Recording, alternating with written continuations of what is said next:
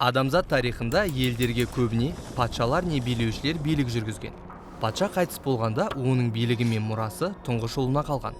Бұл дәстүр көбіне тұңғыштық жол не тұңғыштың құқығы деп аталады. Осы дәстүр тек патшаларға ғана емес, отбасыларға да қатысты болып келеді. Иә, әкелер өз міндетін отбасының мұрагері ретінде тұңғышына береді. Ал егер тұңғышы ең қабілетті болмаса ше? Егер ол міндетін атқаруға жарамаса ше? Иә, тарихтан мынадай жайттарды көреміз. Тұңғыштар өздерінің құқығын жеке мүддесі үшін жиі асыра пайдаланады. Бұл дау жанжал мен зорлық зомбылыққа әкеп соғады. Ежелде киелі кітап жазылған мәдениетте тұңғыштық құқығы қалыпты және әдеттегідей қабылданатын. Бірақ бір қызығы, киелі кітаптағы ұлы әңгімеде Құдай бұл мәдени ережені дәйекті түрде бұзған. Солай ма? Иә, ежелгі заманнан бері Құдай көбіне тұңғыштың інісін таңдап, оған тұңғыштық жолын берген. Мысалы, алғашқы екі ағайынды туралы әңгімеде жаратқан ие екінші болып туған Әбілді өзінің ағасы Қабылдан жоғары қойды.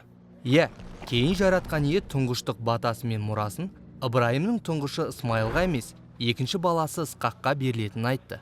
Сосын Ысқақтың екі ұлы болғанда Құдай мынадай уәде берді. Оның кенжесі Жақыптың үрім бұтағы ағасы Есаудың ұрпақтарына үстемдік жүргізіп, Құдайдың жарылқауын иемденеді. Бұдан бір айқын үлгі көремін. Бұл үлгі жалғасады. Кейін Израиль халқы өз патшасы болған қалағанда, олар Саул есімді ұзын бойлы мықты жігітті таңдады. Саулдың Жонатан есімді тұңғышы болды. Алайда жаратқан ие келесі патшаны мәртебесі төмен отбасыдан таңдады. Ол 8 ағайындының ішіндегі ең кішісі Дәуіт есімді шопан бала болды.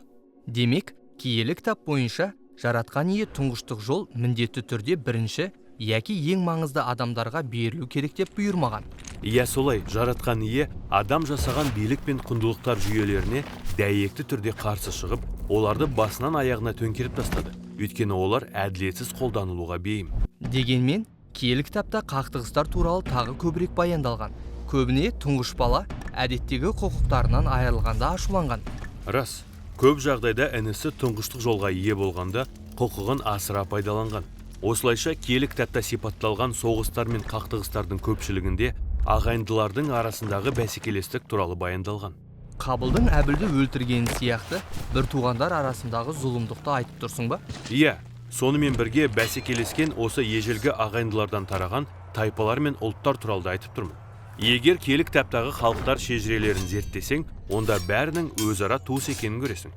Демек, бұл отбасыдағы үлкен қақтығыс. Сонымен, үлкені не кішісі билікке ие болса, бәрібір адамзат ағайындылардың арасындағы кімнің жолы үлкен деген таусылмайтын бақталастыққа барып тіреледі. Осы жерде Мәсіх Исаға назар аударуымыз керек. Оның алғашқы шәкірттері оны жаратылыс атаулының бәрінен жоғары деп сипаттаған.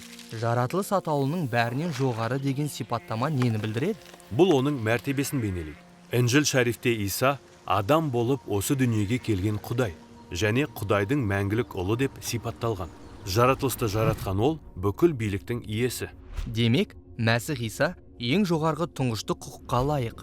Иә, Мәсіх Иса Құдайдың патшалық билігінің осы дүниеге өзі арқылы жаңа жолмен келгенін мәлімдеді. Бірақ бұл билік әдеттегіден өзгеше болды.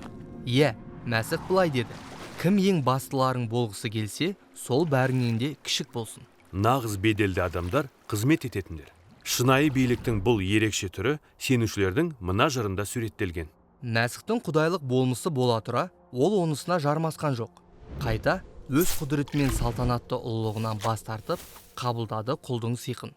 Мәсіх жарлыларға барып қызмет етті. Ол қарсыластармен күресудің орнына оларға да қызмет етті. Шынайы билік басқаны сүйгендіктен өзін құрбандыққа бергенде көрінеді. Мәсіх іс жүзінде солай істеді. Ол билік басындағыларға қарсы шықты ғой. Иә, ол Израильдің басшыларының билікті көпшіліктің есебінен өздерінің пайдасы үшін қолданғанын әшкереледі. Сол себепті оны өлтірді. Ашулы тұңғыш ұлдар сияқты сол басшылар биліктерін Мәсіхті өлтіру үшін пайдаланды. Бірақ жаратылыс атаулының бәрінен жоғары тұлғаны шын мәнінде өлтіру мүмкін емес. Себебі ол өмірдің бастауы. Сондықтан Иса өлімнен қайта тіріліп, көк пен жердің билеушісі мәртебесіне көтерілді.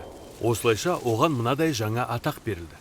Өлімнен қайта тірілгендердің тұңғышы яки ең бастысы. Содан кейін Мәсіх шәкірттеріне өзінің бүкіл билігін, тұңғыштық жолын және соған байланысты жарылқауды олармен бөлісетінін айтты. өйткені олар оның бауырластары. Сондықтан шәкірттер қауым деп аталатын отбасының жаңа түрін құра бастады.